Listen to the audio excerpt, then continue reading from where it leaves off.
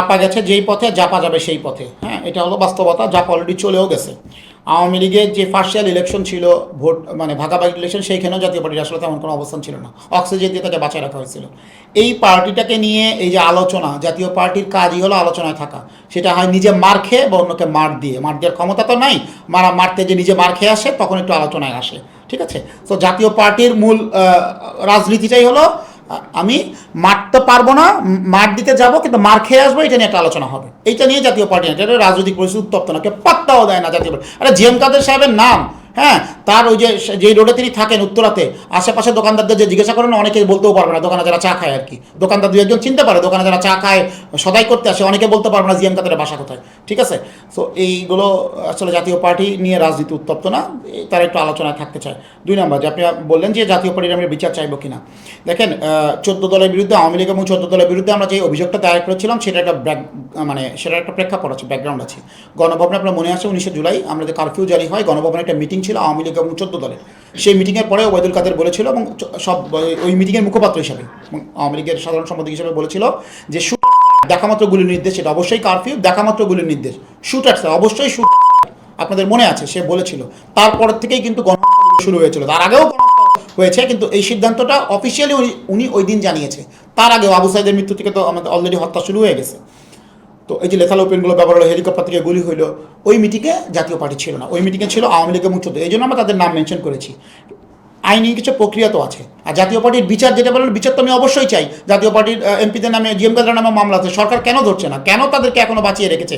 কেন তারা প্রকাশ্যে ঘুরে বেড়াচ্ছে? জাতীয় পার্টির এমপিরা বাবলা থেকে বলেন, কাজী ফিরোজ রশিদ, মেজর জেনারেল মাসুদ, যে লেফটেন্যান্ট জেনারেল মাসুদ সম্ভবত, হ্যাঁ, 111-এর একজন কারিগর ছিল, প্রত্যেকের নামে অভিযোগ আছে। অর্থ পাচার, কেলেঙ্কারি, লুটপাট এবং জুলাই গণহত্যাও তাদের সম্পৃক্ততা আছে। যাত্রাবাড়ি হত্যাকাণ্ডের সাথে বাবলার সম্পৃক্ততা ছিল না?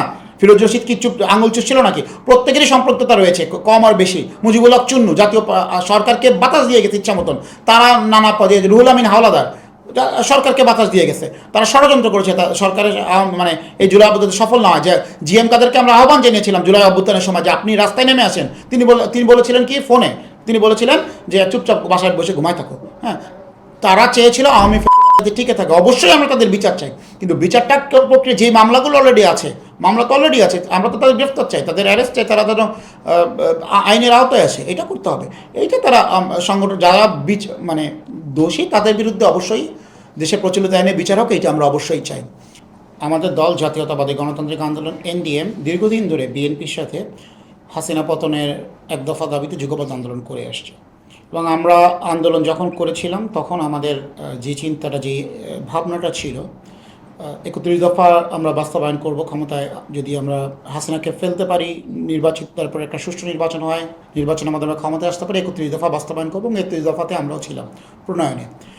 একই সাথে বিএনপির মাননীয় ভারপ্রাপ্ত চেয়ারম্যান জনাব তারেক রহমান সাহেবের প্রতিশ্রুতি যে একসাথে নির্বাচন এবং জাতীয় সরকার হবে যদি নির্বাচিত হয়, তাদেরকে নিয়ে যারা যুগপৎ আন্দোলনের সঙ্গী ছিল।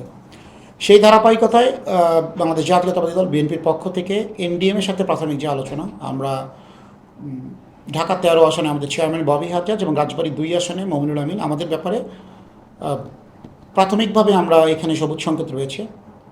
এটা তো যদিও চূড়ান্ত মনোনয়নটা আরও কিছুদিন পরে আসবে, দল যেভাবে সিদ্ধান্ত নেবে সেটাই হবে। সো আমরা মৌখিক বলেন বা অনানুষ্ঠানিক বলেন, আমরা এই 2টা আসনে বিএনপির জোটের প্রার্থী হিসাবেই হয়তো নির্বাচন এখানে আমরা করতে যাচ্ছি ইনশাআল্লাহ। তো